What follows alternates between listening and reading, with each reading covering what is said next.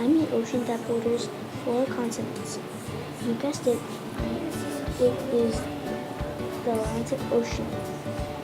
It is located in between South America and Africa and connects to Florida Gulf Stream.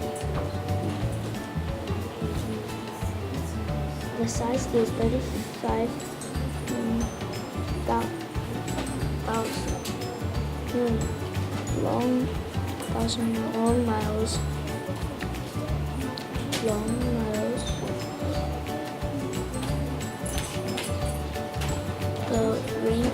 The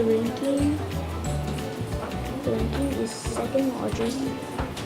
It covers 20% of the world, and average depth is 12,200.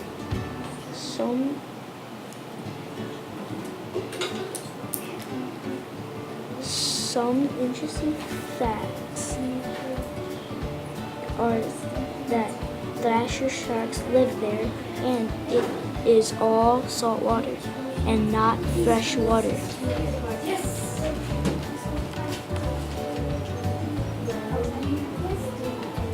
Thanks for watching.